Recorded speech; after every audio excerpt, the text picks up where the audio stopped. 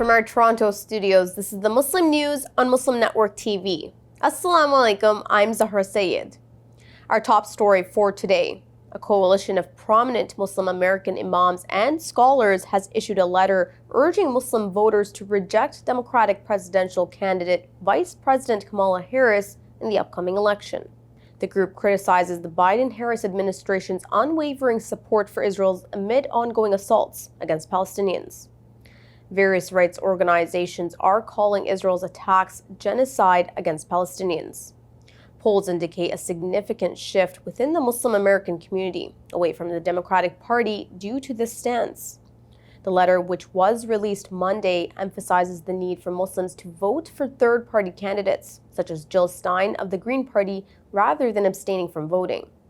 It says, "We will not taint our hands by supporting an administration responsible for such bloodshed." It is encouraging a strong voter turnout for alternative candidates to express dissent against current policies. President Joe Biden and Congresswoman Rashida Tlaib responded differently to Israel's recent bombing campaign in Lebanon that resulted in hundreds of casualties. Tlaib condemned the United States' financial support for what she termed a bloodbath, asserting that the Biden administration is complicit in Israeli Prime Minister Benjamin Netanyahu's actions. Sharing disturbing footage of the attacks, she criticized the government for failing to protect Americans trying to leave Lebanon.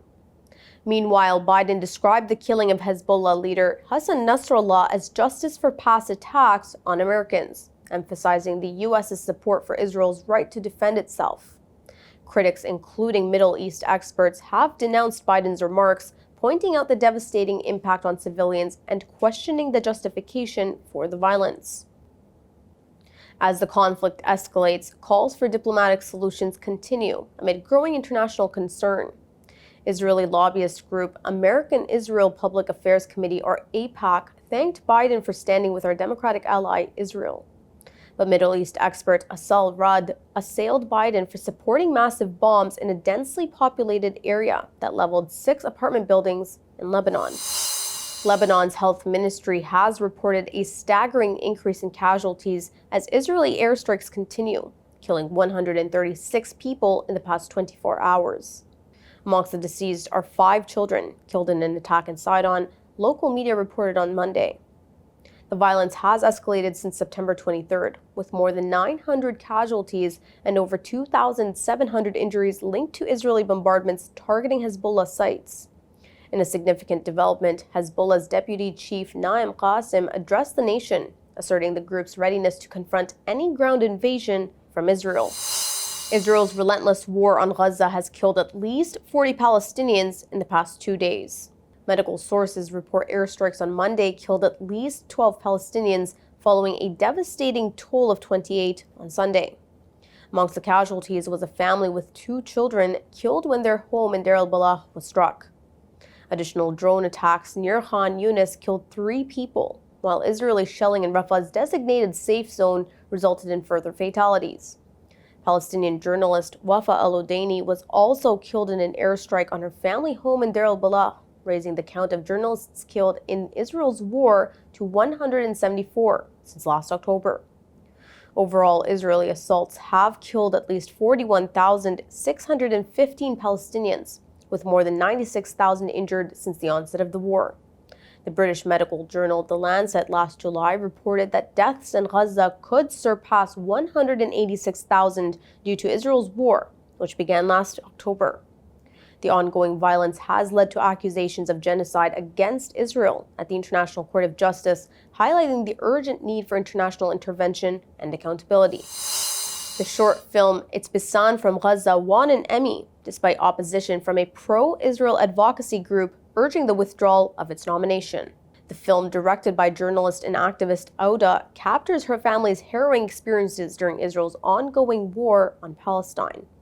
It was filmed entirely on her iPhone. Critics of the nomination claimed Auda's past affiliations with the resistance group justified their stance. But the National Academy of Television Arts and Sciences stood firm, asserting they found no evidence supporting those claims. In response to her win, Auda's work has been praised for its bravery, highlighting the peril faced by journalists in conflict zones. The recognition of Palestinian journalists has also been underscored by recent global awards, emphasizing their resilience amid the turmoil. Auda is widely recognized on her Instagram and TikTok, where she shares her experiences amid Israel's war on Gaza. Her frequent use of the phrase, "I'm still alive," has become popular in the videos she posts on social media. Germany to deny citizenship to those using Free Palestine slogans on social media. Details come after the break. Stay tuned and we will be right back.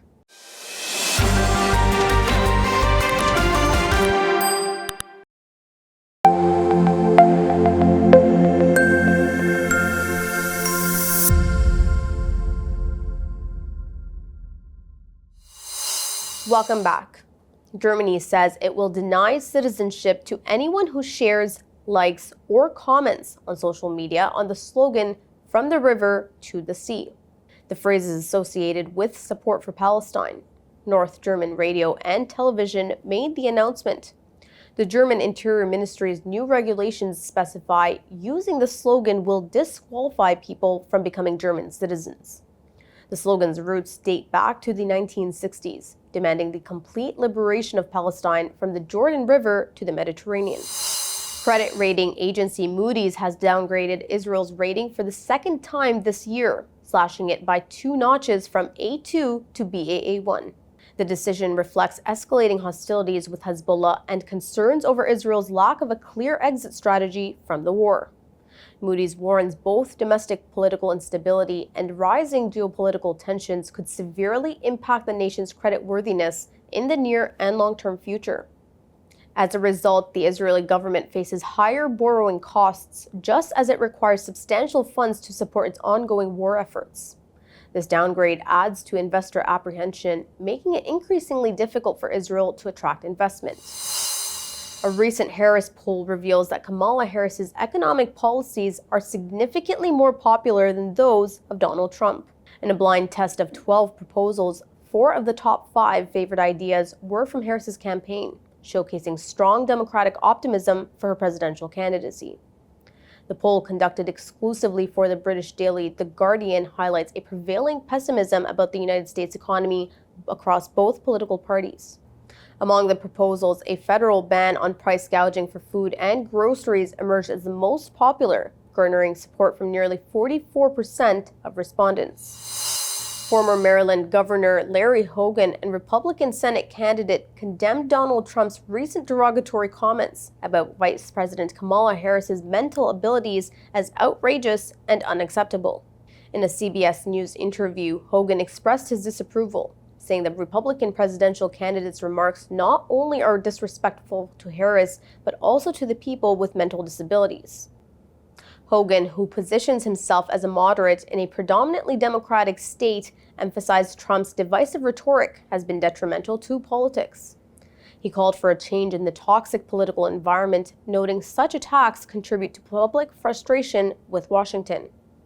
Observers say Hogan's remarks highlight the growing concern amongst some Republicans about the impact of Trump's comments on the party's image and the broader political landscape. In Springfield, Ohio, Governorate Mike Dewine is taking a stand against Republican presidential candidate Donald Trump's false claims about Haitian workers. During a visit to McGregor Metal, a family-owned factory that employs Haitians, Dewine reassured workers, saying everyone's family comes from somewhere, emphasizing the importance of welcoming legal immigrants. This comes as Republican vice presidential candidate Senator J.D. Vance has been spreading false stories about immigrants, labeling them as illegal aliens. Local resident Nathan Clark expressed frustration with the hateful rhetoric and demanded respect for the community. Former New York City Mayor Rudy Giuliani has been permanently disbarred in Washington following a federal appeals court ruling. This decision upholds a disciplinary committee's recommendation that cited Giuliani's attempts to undermine the 2020 presidential election results as part of then-President Donald Trump's campaign.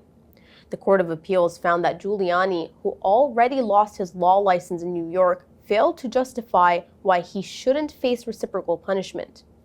Giuliani, once celebrated as America's mayor, now faces criminal charges in Arizona and Georgia linked to election subversion. His legal woes intensified after a $148 million defamation judgment last year. Giuliani's spokesperson denounced the ruling as a miscarriage of justice. Some observers noted the coincidental timing with the indictment of current New York City Mayor Eric Adams. India's ruling Hindu nationalist Bharatiya Janata Party, or the BJP, is ramping up its campaign rhetoric by demonizing Rohingyas and Bangladeshis to galvanize Hindu voters. Ahead of provincial assembly elections in the eastern state of Jharkhand, Indian Prime Minister Narendra Modi and Home Minister Amit Shah claim the two groups have infiltrated the country. Modi and Shah allege Rohingyas and Bangladeshis threaten India's identity and Hindu demographics, blaming the ruling secular coalition for enabling what is called an infiltration. This has sparked a backlash from Bangladesh's foreign ministry, recalling similar controversy from India's West Bengal elections. Analysts say the political stakes are high as the BJP seeks to leverage these issues to strengthen its position and consolidate Hindu votes in tribal-dominated Jharkhand province. That's all from our Toronto studios. Thank you for watching Muslim News. We are a community channel dedicated to bringing you stories you can trust. Please like, share, and subscribe to our content. You can also comment to let us know what you think of our coverage. You can donate now by visiting muslimnetwork.tv/donate. For more content, keep watching Muslim Network TV. Assalamu alaikum.